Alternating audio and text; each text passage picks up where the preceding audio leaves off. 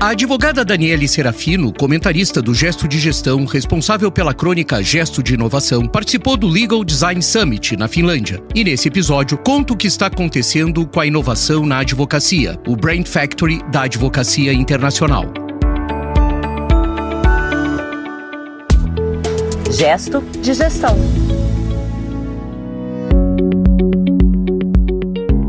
Olá, que bom te encontrar de novo aqui no Gesto de Gestão. Tá chegando agora? Então bem-vindo, bem-vinda, bem-vinde. Aproveita para maratonar os nossos outros 66 episódios. Pois é, dá orgulho de falar isso, viu, Dani? Bem-vinda, viu? Obrigada, gente. Bem-vinda de novo. Porque você estava no 67 já, né, Luffy? Que demais. Bem-vinda de novo e bem-vinda ao Brasil de novo, né? Obrigada. André Porto Alegre, como olá, você Luffy, está? Olá, Dani. Tudo bem? Tudo jóia. André, episódio de hoje a gente não tem a crônica mais admirada aqui pelos nossos ouvintes, pelo mercado, porque a pessoa que faz esta crônica esteve na Finlândia, como você disse agora aí na abertura, e a nossa verba do Gesto de Inovação foi toda pra Finlândia. Eu roubei a sua piada. Já não, mas ela é verdade, ela não é piada. Esse é que é o problema. Para que os nossos ouvintes se solidarizem conosco, né, Lu? É importante isso. Mas antes de eu lançar aqui o desafio, eu queria só que você desse um alô, porque hoje a gente tá com uma visita, só dá um alôzinho pra gente, que tá aqui no estúdio visitando nós estamos a gente. abrindo a visitação, mas por favor inscrevam-se, né? Não é assim, né? Tem fila, peguem a sua senha. Pega a senha. Lugares limitados, não é assim, mas eu queria só registrar a presença de uma querida amiga, jornalista, a Paty Pousa, que tá aqui no estúdio hoje conosco, acompanhando as nossas gravações. Então, bem-vinda, Paty. E aqueles que quiserem participar, né, Dani, a gente tá aí, a gente tá aceitando. Estamos lançando um novo produto hoje, André, não tava nem sabendo. A visita ao Gesto de Gestão. Que incrível, É uma coisa impressionante, vai ser pedido de Natal. Show. E pro especial de Natal, porque nós somos que nem o Roberto Carlos. A gente sai do Pro especial de Natal, se inscreva com antecedência. Isso, precisa ser com antecedência, exatamente. não é assim com essa facilidade. Separe sua roupa branca. Por favor. Mas vamos lá. Por favor. André, eu queria fazer uma proposta hoje. Faça. Né? Já que a gente já falou que não vai ter o Gesto de Inovação, estamos falando de Finlândia. Gostaria de propor de entrevistar a Daniele Serafino hoje. A última vez que nós entrevistamos Daniele Serafino, ela foi convidada para ter uma participação fixa. Agora nós vamos entrevistar de novo. Ou nós vamos seja, embora. nós vamos embora. Acabou. Eu queria te agradecer. Eu já pensei diferente, vai entrevistar e eu já fico por aqui, acabou a temporada já. Eu queria, mas é exatamente isso. Tá topado, Lupe, desde que eu posso fazer a primeira pergunta. Eu vou me utilizar desse privilégio. Né? Quem tem juízo tem medo. Para os poucos dos nossos ouvintes que não acompanharam a rede social mais bem informada da advocacia brasileira, que é a da Daniele Serafino. Pode acabar o episódio agora. A Daniele participou do Legal Design Summit na cidade de Helsinki, na Finlândia, entre os dias 11 e 15 de setembro. Então, Dani, para começar, eu queria entender o que é esse evento. Vamos lá, primeira pergunta, né? Eu tô sentindo hoje aqui, nossa, até mexi na cadeira. Bem-vindo ao outro lado. Aqui, exatamente. Vamos lá, esse Legal Design Summit, ele existe desde 2016. É a primeira vez que ele surgiu, com poucas pessoas, em Helsinki. E aí depois eu explico por que Helsinki também. Tivemos uma segunda edição em 2017, que também foi pequenininha no ano seguinte, depois pularam alguns anos 2019 e tivemos o grande espaço da pandemia. Então agora, 2023, foi o próximo evento e esse sim, com uma quantidade de pessoas muito maior. Tinham 600 pessoas inscritas no evento. Nos primeiros eventos tinham 30 pessoas. Ou seja, a gente vê nesses anos o crescimento dessa, vou dizer aqui, comunidade de legal design no mundo. E o legal design, já pra falar, gente, é algo que vai, na minha opinião, mudar o direito. Eu tô dizendo, e nós vamos embora, Lupe. Vai mudar tudo. Ai. Ô, Dani, eu quero voltar aos workshops lá do primeiro. Você falou sobre prototipagem para design jurídico. Traduz aqui para este pobre apresentador. Vou dar um passo atrás, tá, Lupe? Falar assim, primeiro, esse evento, gente, assim, por que primeiro Helsinki, né? Assim, Helsinki foi a gente sabe que os países escandinavos são meio que berços de design, né? Então a gente tem, uma referência em termos de design. E quando a gente pensa em design, a gente pensa em design imobiliário, design na arquitetura. E isso nunca fez parte do vocabulário do direito, né? Design no direito. Mas enfim, é um berço. Então os primeiros casos de um redesenho, e aí eu não tô falando de um redesenho físico de documento jurídico, mas um redesenho da mentalidade de como você pensa um trabalho jurídico, aconteceram na Escandinávia, especificamente na Finlândia. Por isso que acabou sendo um berço do legal design a Finlândia. Esse movimento ganhou um grande reconhecimento e virou, assim como a gente fala hoje, uma área do direito, como a gente tem falado hoje, não foi na Finlândia. Foi nos Estados Unidos com uma professora chamada Margaret Hagan, que ela é professora de Stanford, da Faculdade de Direito de Stanford. E ela, a Faculdade de Direito, para quem não sabe, de Stanford, ela fica do lado da Faculdade de Design, de prédio mesmo, fisicamente falando. Então existia como se fosse eles conviviam ali no pátio, no recreio, né? Faculdade de Direito, Faculdade de Design, nesse mesmo ambiente. Que bom que o design contaminou o direito. E essa professora teve um grande insight de falar, puxa, precisamos pensar num redesenho, né, dos serviços jurídicos. E é um redesenho tão profundo que é um redesenho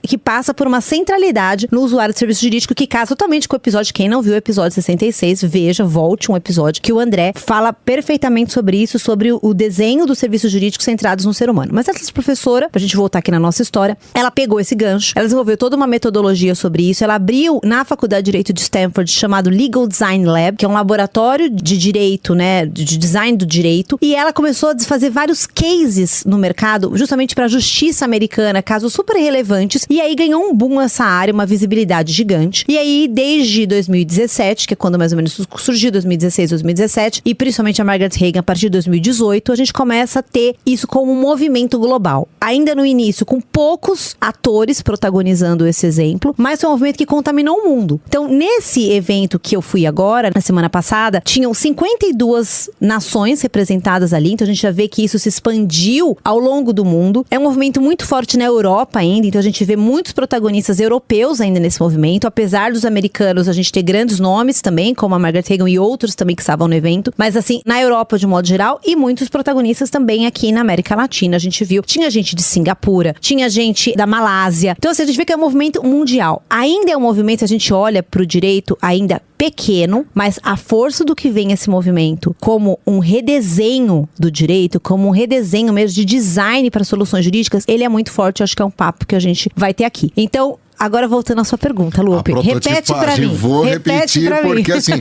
é que no primeiro era uma introdução. Workshop, no primeiro, você falou verdade. sobre a prototipagem pro design jurídico. Eu quero até aproveitar rapidinho aqui, você falou sobre o design, né, esse design nórdico e tal. Ele tá muito presente nessas séries nórdicas que a gente assiste. E aqui em São Paulo, pra quem tiver um pouco de curiosidade, quiser ter uma ideia disso, desse design físico, pode visitar a Rua Gabriel Monteiro da Silva, aqui na Zona Oeste, verdade, que você vai ter uma experiência ali pra conhecer de perto quem é ligado, quem gosta desse tipo de coisa. Mas vamos voltar à prototipagem para design jurídico, Dani. Vamos lá, o que essa metodologia do Legal Design ela fala, né? Ela bebe de uma fonte conhecida para as outras áreas que não é para o direito, que é o Design Thinking, que é uma metodologia que business usa, economia usa, muitas áreas usam o Design Thinking como uma metodologia de achar soluções inovadoras, às vezes, para problemas, para questões, né? Para dores, que a gente chama. E o direito olha para essa metodologia que já existe no mercado há muito tempo, coloca isso como um repensar dos serviços jurídicos. Design Thinking é uma metodologia que a gente tem, assim, tem várias teorias, mas em média tem 5 passos, né? Então, assim, num desses 5 passos é a prototipagem, que é o que você está me perguntando. Você já está, assim, avançadíssimo no assunto, Lu, porque você já está lá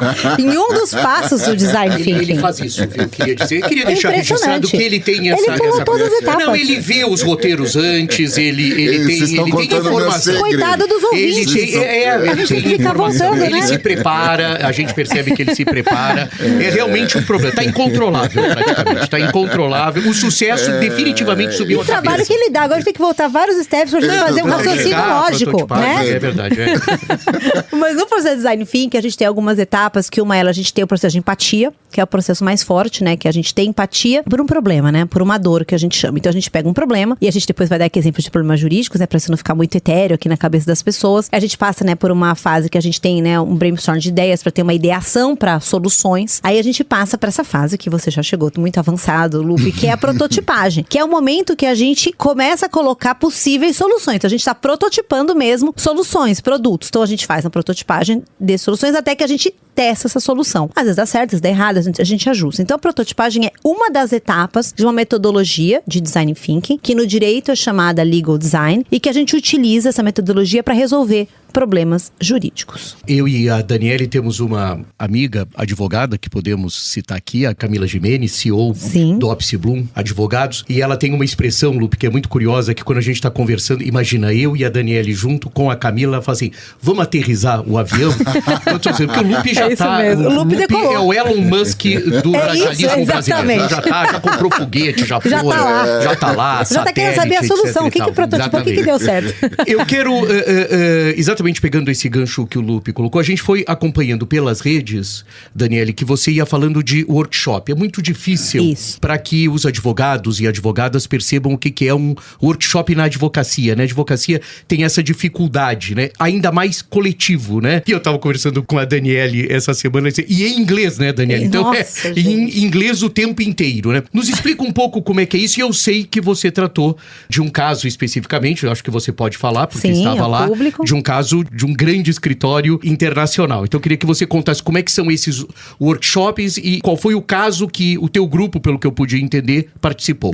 Gente, já traz esse congresso do Legal Design Summit, ele já é inovador porque ele traz um novo formato. A gente está acostumado com congressos somente no mundo do direito. Congresso, você vai lá, senta, assiste, ouve palestras, né? Então esse congresso, ele começou diferente. Você tinha uma oportunidade, antes do congresso, de você participar de um workshop, que é o chamado Brain Factory, que vocês até citaram aqui no começo, né? O nome do nosso episódio aqui. Então, Brain Factory é um workshop que antecedia o congresso. O congresso tinha 600 pessoas, mas o workshop tinha 40 vagas. Então, você tinha que se inscrever, mandar os seus trabalhos, você tinha que mostrar a sua experiência ou não experiência, ou a motivação que você queria participar do workshop, e você era selecionado. Daí você recebia a confirmação, eu tinha sido selecionado, então eu fui participar. Então, eu fui antes do congresso, porque eu tinha um workshop para participar. No workshop, a gente chegou lá, eram 40 pessoas que foram divididas em 6 grupos, e para cada um desses grupos foi dado um desafio, que envolviam, obviamente, questões jurídicas. Esses desafios eram dados pelos parceiros patrocinadores, teoricamente, do evento. Então, tinham desde empresas como a Booking.com,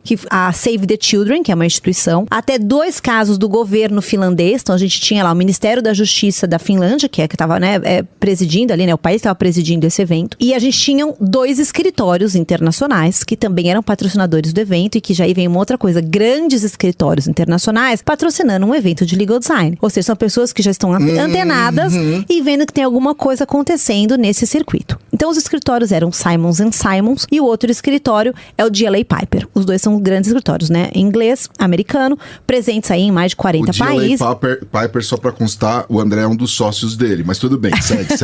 Por isso que ele sabe das fusões, as coisas antes, né? Tomara que a Receita Federal não esteja ouvindo o programa, né? Eu sempre acho interessante. Senão, assim, vai dar minha compatibilidade eu da declaração. Eu gosto de um sucesso um pouco controlado, digamos assim, né? Não precisamos, né? Esse sucesso arrebatador. Né? E a gente não podia escolher os casos. Então, quando a gente chegou nesse workshop, a gente já foi dividido nos grupos. Então, o meu grupo, eu já tinha pessoas nesse grupo, que eram pessoas do mundo inteiro. E eu já tinha um case prático, e eu caí no case do DLA Piper. E que quando eu caí, eu falei, nossa, assim, presente, porque era um caso de inovação jurídica. Desculpa, minha praia. Porque o do governo da Finlândia, eu tenho uma certa dificuldade. Pois é. O do governo da Finlândia, eu ia achar sensacional, mas André, era um pouco mais parênteses, difícil. já que você trocou, sabe qual era o case do governo da Finlândia? A gente olha assim, gente, eram 1.700 processos que eles têm para processar no Ministério da Justiça, anualmente 1.700. E como vamos resolver 1.700 casos? Eu falei, gente, a gente lida 1.700 casos assim, mas em uma semana, em um mês. Acho que vocês não vão conseguir trabalhar no Brasil. Num cartório, no Fórum de Pinheiros, pela manhã, se trata desses casos. Você vê o tamanho, e o desafio era esse, eu tinha que resolver essa questão. Então, fecha o parênteses do governo da Finlândia, mas não caí nesse. Com todo o respeito. Ainda bem que foi, porque afinal foi um investimento que o gesto de gestão fez, né? Pra cair no governo da Finlândia, era demais, né, Lu? Ainda bem que caiu no DLA Piper. Eles que resolvam esses 1.700 não tem nada a ver com isso. 1.700 aí. Mas o meu case, e respondendo a sua pergunta, André, objetivamente aqui, era um case de inovação. E aí, o que eu achei muito incrível, que é um problema, uma dor, que a maior parte dos escritórios do Brasil passa, e que a gente tem a dimensão que a maior parte dos escritórios do mundo passa. O desafio era como vamos motivar os advogados que fazem parte desse escritório numa cultura de inovação jurídica. Sabemos que o cenário jurídico está mudando e a gente precisa motivar esses advogados a embarcar nessa jornada, porque, uma coisa que o André fala sempre, os clientes estão demandando o escritório por produtos diferenciados, uma forma de entrega diferenciada, e os advogados estão encaixotados nas suas caixinhas, ainda não pensando. A gente ia criar uma solução para essa dor. Eu falei, gente, que dor perfeita, porque é a dor que eu durmo e acordo todos os dias pensando exatamente nessa dor, e foi incrível. E a gente, nesse processo, André, depois que a gente teve a divisão do grupo, a gente ficou alocado dentro do DLA Piper, que fica em Helsinki. Então a gente sai do ambiente do Brain Factory, a gente vai pra dentro do escritório. Isso é legal. Entrevistar as pessoas do escritório, ouvir as dores, porque no processo de design thinking a gente precisa ouvir dores, a gente precisa ter um processo de empatia, precisa entender o nosso usuário antes de começar o momento post-it, que design thinking é o momento post-it. Então, isso foi incrível. Agora, você vê que ela dormia e acordava no fuso da Finlândia. Isso Nossa. é de uma elegância, que é uma coisa impressionante, né? Eu mais acordava, menos dormia. Menos dormia. Pensando, e agora pra voltar tá outro. E me diz uma coisa, esse vai ser aplicado? Desculpa, Lu, não, eu vai tô ser super... aplicado esse... Aí tem tanta coisa pra falar desse ponto, assim, mas vou só resumir 2 pontos. Não, mas fale tu. Ou Fale nós fazemos tudo. mais um programa. Vale tudo. Não tem problema, mais um episódio. Muito incrível. Opa. Eu vou pular vários pedaços aqui. A gente fez toda a solução. Daí tem um dia, o último dia do Brain Factory, a gente apresenta os cases publicamente pro grupo inteiro das 40 pessoas que participaram. A gente ouve os cases de todos e a gente ouve as soluções que cada pessoa chegou. E nesse dia, as pessoas, os patrocinadores dos casos, estavam presentes para ouvir as soluções dos casos deles. Então tava o pessoal do Booking, o pessoal do DLA Piper estava lá, tava o pessoal do Save the Children e todos os outros grupos. Então foi muito incrível que tinham 3 representantes do DLA Piper que tinham vindo de Londres, que eles tinham dado desafio, eles vieram de Londres ouvir as nossas soluções pro caso deles. E aí foi muito legal, eles ouviram tudo mais. Quando acabou, eles, os bastidores, parabenizaram, falaram, olha, adorei aquela ideia, adorei aquela, eu acho que isso é super viável, acho que aquilo não é viável. Me manda a apresentação, porque a gente tem que construir uma apresentação pra mostrar o case, né, publicamente, todo o processo, todas as soluções. Me mandem o PPT, porque a gente vai levar, e aí contaram como é o negócio dele. E aí a parte que eu achei muito interessante, André, porque a gente sai desse evento e a gente tinha uma comemoração do fechamento desse workshop, que foi no rooftop de um hotel que a gente tava apresentando, do Hotel Clarion. E aí, tava todos esses mentores, esses patrocinadores lá, e aí o nosso grupo de DLA Piper foi lá, sentou todo o nosso grupo, desceu, falou, 2 champanhes aqui pra gente brindar. Então, enfim, André, disseram pra gente que eles viam do que a gente tinha sugerido, que eles iriam implementar parte daquelas soluções, o que seria incrível, né? E no grupo tinha... não precisava ter pessoas do DLA Piper, porque vocês fizeram assessments com o pessoal do DLA Piper. Nós recebemos, como é que a gente recebe um desafio desse? A gente recebe como se fosse, né, um arquivo que tinha, e eu achei muito interessante, o desafio do DLA Piper começava assim, André. Segundo a pesquisa do Fórum Econômico Mundial, o futuro do trabalho vai envolver as seguintes habilidades, os seguintes skills. E era criatividade, empatia, analytics, e falavam os 10 skills da pesquisa do Fórum Econômico Mundial que todos nós conhecemos. E ele falava, os nossos advogados não possuem esses skills. Como faremos o trabalho do futuro? E aí eles dão vários números do escritório. Tantos por cento é disso, tantos por cento daquilo, né? E eles dão um case. E aí eles, no final, tem a pergunta. O nosso desafio para vocês é como vocês podem endereçar questões de cultura, de inovação dentro de um escritório de advocacia tradicional. Então a gente recebe esse case. A pessoa do DLA Piper, uma responsável, que era responsável pela área de Legal Tech do escritório, participou conosco o tempo todo. Ela era a pessoa entrevistada e que nos direcionava para as outras entrevistas. Então ela participava. Nós tínhamos um mentor, que é uma grande facilitadora de legal design francesa, que tem um estudo de legal design em Paris. Então ela era a nossa mentora conduzindo esse grupo. E aí nós tínhamos, no meu grupo, tinham 2 finlandesas, tinha uma espanhola, tinha eu de brasileira, um outro brasileiro que é um estudante da Faculdade de Direito da USP. Então foi muito legal, foi um estudante Tinham lá. Tinham mais brasileiros? Tinham, no workshop, só eu e 4 estudantes brasileiros que caíram em outros grupos. Esse estudante caiu no meu grupo, meus outros caíram em outros grupos. E desculpa, Daniela, até porque a gente tem um contingente de ouvintes, muitos estudantes de advocacia, indo patrocinados por alguém, pela faculdade ou por eles mesmos, por iniciativa própria? Eles conseguiram parte dos recursos com a faculdade, mas eles estavam fazendo uma vaquinha para angariar fundos para conseguir bancar a passagem.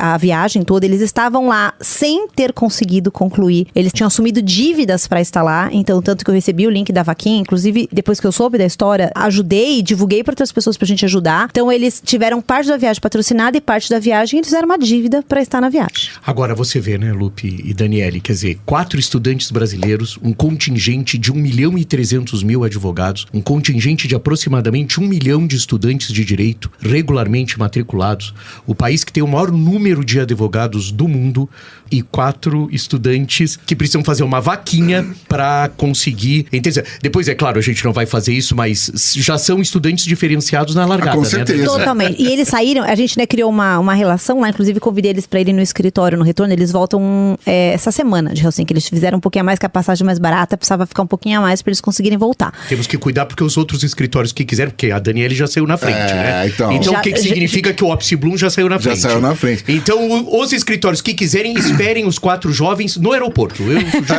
Em Guarulhos, logo de uma vez. Né? A gente podia fazer uma matéria com eles aqui pro Gesto de Gestão pra ouvi-los e sentir deles a experiência. E, Lupe, acho que um ponto que vocês pegaram assim, eles chegaram lá, eles tinham noção do que era o assunto legal design, que já no Brasil a gente já fala sobre isso, mas eles não tinham noção da dimensão. E eles não têm atuação prática na área, né?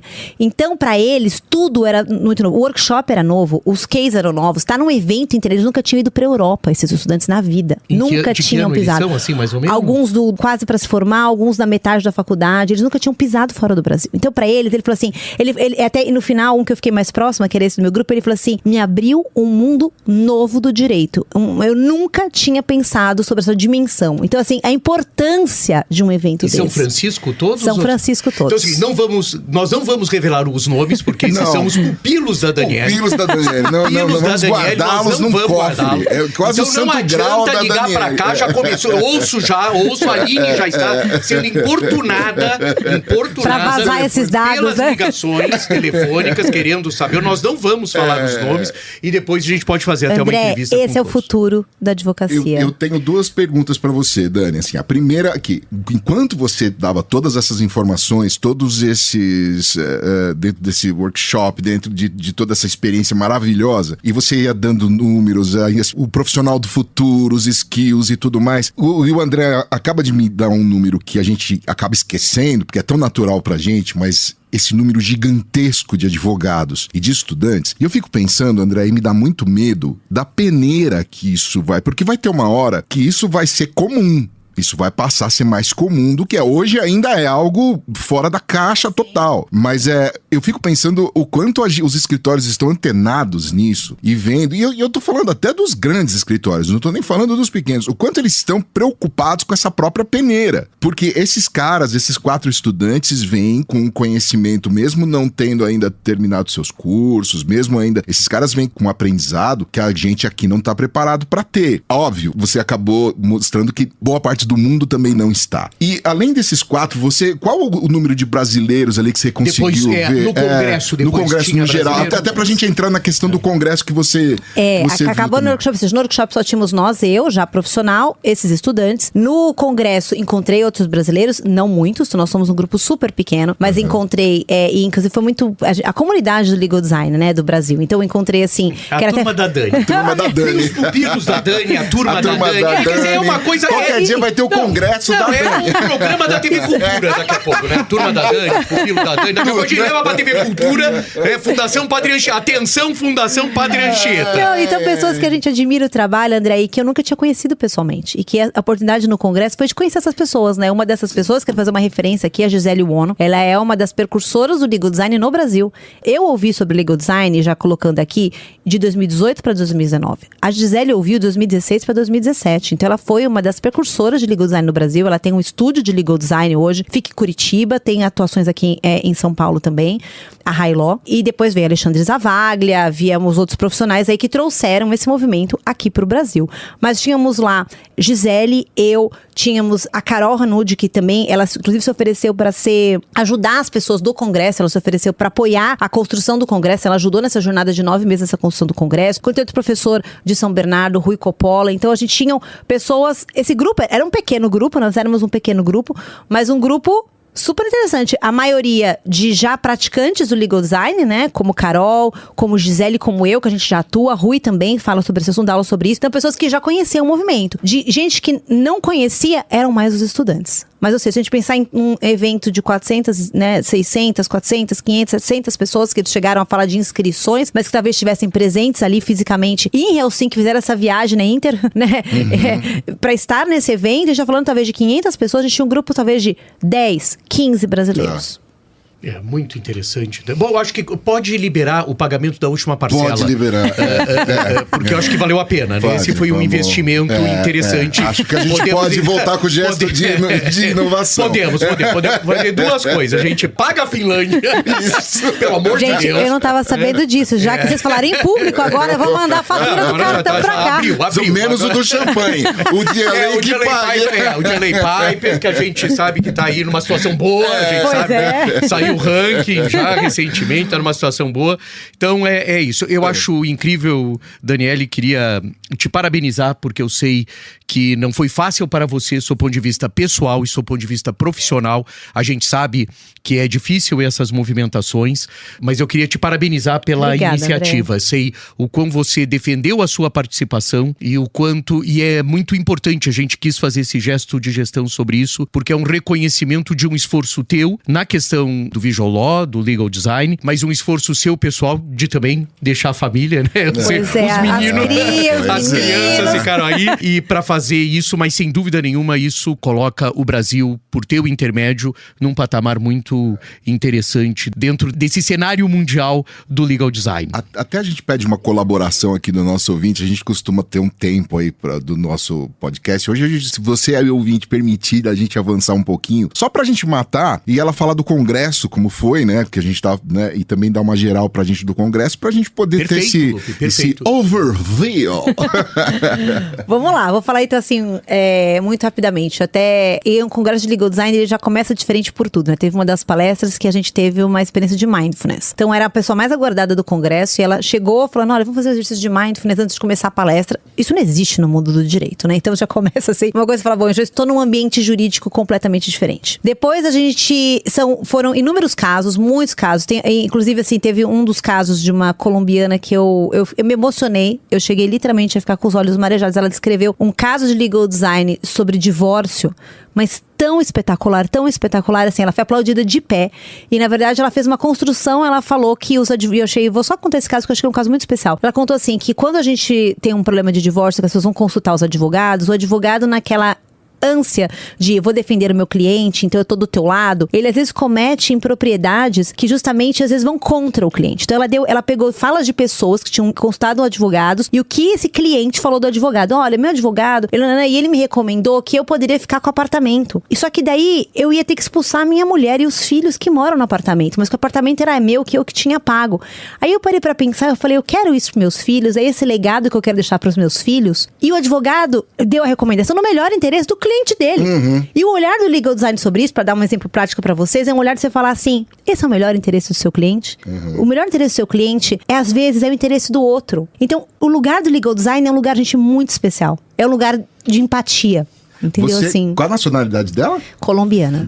Lembra de uns episódios atrás que a gente estava falando sobre o ranking. Exato, das universidades, e que a Colômbia tinha sido, na faculdade de Direito, de uma das faculdades colombianas, ela tinha 2 ou 3 no ranking das 10 melhores faculdades de Direito, que foi atualizado, só para colocar, saiu agora, por esses dias que o nosso ouvinte vai estar ouvindo, e de novo ela está entre, o país tem uma contribuição, e a Daniele comentou, é uma das referências de legal design no mundo, a Colômbia. Então... E conheci ela, então ela trouxe aqui, assim, dela cria um framework para divórcio que é completamente diferente da maneira que nós advogados costumamos a trabalhar. Então ela faz um legal design sobre o processo de atendimento de serviços de divórcio para escritórios de advocacia, que é totalmente fora da caixa e inovador, é um outro olhar. Então esse é um exemplo, e a gente vê vários, teve um outro que é um exemplo super corporativo, que é um exemplo da marca Hugo Boss, que ela tinha um contrato de influencers com os influencers da marca, é uma marca de moda. E esse contrato, eles mapearam nessa jornada de legal design com um processo de legal design, de um workshop de design thinking, que tinha 45 touch points com a área de marketing, entre jurídico e marketing. Então, 45 vezes tinha interação até o contrato ficar pronto. Então, assim, olha a ineficiência do processo, olha o jurídico, e aí já é um outro olhar, saímos da questão, né, do advogado, saímos agora para um olhar de departamento jurídico, da ineficiência desse jurídico como gargalo. Aí vem o legal design sobre essa operação, mapeia tudo isso e fala 45... Não dá. Eles reduziram, simplificaram, e esse contrato hoje é um self-assessment. O pessoal de marketing, o jurídico constrói o contrato, acessa uma plataforma dentro da própria empresa, redige o contrato de influencer com os dados que o contrato está pronto, e eles fazem o contrato com 2 touch points em 10 minutos. Eu vou ali chorar, eu já volto. Não, Ou seja, a gente sai. Mas chora aí... por aqui, tá? Chora no Brasil. No Brasil, aqui é a última vez que eu vi de choro com a colombiana, a Daniele foi pra Finlândia chorar. Eu vou O pessoal chorar aqui tá mal acostumado. Eu vou chorar aqui no quintal. O pessoal anda chorando muito longe aqui. Pra chorar, chora aqui pelo Pacaembu mesmo, que tá de bom tamanho. E o que eu queria dizer, gente, assim, que assim, se pudesse resumir, assim, que a gente tá acostumado com o direito, somente no nosso direito, né, no Brasil, direito romano, direito positivista, né, então a gente tem a lei e a gente tem o direito e a gente encaixa um no outro e a gente empacota e entrega isso. Por que o legal design é diferente? Porque ele traz um olhar completamente... O jeito de você resolver os problemas vai ser outro. As ferramentas que você vai usar são outras. São ferramentas muito mais multidisciplinares, muito mais de um conhecimento mais abrangente sobre os problemas, muito mais de negócio do que eventualmente de positivismo de direito. Porque às vezes a solução, ela não tá em você saber que o artigo X da lei naquele contrato de influencer tem que estar. Ele está em resolver a dor de como esse contrato vai ser eficiente, como é que ele vai ser implementado sem dar problema de reclamação no contencioso depois no judiciário para aquela empresa, ou que ele vai economizar tempo de trabalho daquilo. Ou seja, é um olhar diferente. Então, assim, é difícil explicar o que é legal design, porque ele é uma metodologia de resolução de questões jurídicas e serviços jurídicos totalmente inovadora. Olha, eu parei de chorar já, já me recuperei. Ainda bem, obrigado. E que fantástico, né? Só não tenho mais nada a acrescentar. É por isso, gente, assim, a gente, de repente, essas coisas, cara, foi para a Finlândia, pode, numa primeira audição, parecer algo, mas vocês também estão, né? Não tem, dá pra resolver por aqui. Mas você vê como assim, é um país ligado ao design, que colocou dentro do direito, que ainda é uma caixa de Pandora para muitos ali, né? Um cofre, melhor do que uma caixa de Pandora, é um cofre, e que há possibilidades de abertura e pode ser aplicado em qualquer lugar do mundo, no lugar mais simples do mundo, né? Você não precisa ter um escritório gigantesco para aplicar o legal design, para você aplicar esses conceitos todos. Então, que aula hoje de algo que no comecei essa expressão dizendo, pode parecer algo over, né? Assim, metido, fui para tal lugar, mas olha que importante ir buscar esse tipo... Né? Pois é. E o bacana, Dani, aí um crédito de fã aqui, obrigado por compartilhar isso, porque a gente tem um costume de ir buscar essas informações e guardar para si, né? Vou deixar aqui no Office Bloom e pronto. Quando na verdade você tá aqui compartilhando com milhares de ouvintes, milhares de advogados, milhares de escritórios aqui. Então, obrigado. Porque tem uma Tomei característica... a sua fala aqui, André. Não, e tem uma característica, Lupe, assim, que eu vi muito lá nessa união de pessoas que pensam em legal design. A maioria são advogados que vieram de outras áreas, né? Como eu, vim de outras áreas, e que em algum momento descobrem essa área e se apaixonam e pivotam e encontram um novo significado para a profissão. Então, a maioria das pessoas davam relatos pessoais de transformação, de motivação profissional com essa nova área. E aí, uma palavra mais comentada era chamada colaboração radical, que é esse espírito colaborativo que esse grupo de pessoas tem, justamente de querer, tinha uma hashtag, né? Make Law Better, fazer a lei melhor, que era assim, uma motivação de colaboração, de contribuição, da gente contribuir para um direito melhor. Então, tinha assim, como se fosse, né, uma missão, né? Então, assim, é um ecossistema de uma comunidade que tem uma missão de fazer a lei melhor. Então, a parte de compartilhar, ela é essencial, porque se a gente não compartilha, a gente não contamina, e se a gente não contamina, a gente não muda. Então, assim, né, é uma reação em cadeia. Esse foi o episódio número 67. Podemos fechar, André? Por favor. Esse foi o episódio número 67. Muito obrigado a você que nos acompanha aqui no Gesto de Gestão. Essa foi a Dani Serafino, hoje a nossa Danizita contando a sua visita à Finlândia. Eu vou parar de chamar você de Danizita, porque o André fica bravo. Quando tiver a série na TV Cultura, eu autorizo. Você autoriza. Danizita Danisita. A turma da Danisita. Boa. Aqui no Gesto de Gestão. É a Daniele Serafino. Então tá bom, André, obrigado, Dani, obrigado. Obrigada, e obrigado a gente, você que pelo nos espaço. acompanha. Obrigado também a Compasso Colab, que edita, monta e distribui o nosso Gesto de Gestão. Na mesa de som, Aline Nascimento, dando aquele trato nos nossos microfones. Lá na edição, o Ed Chaves procurando efeitos e músicas para André Porto Alegre. A gente volta daqui a 15 dias com o episódio número 68. Até lá! Gesto de Gestão.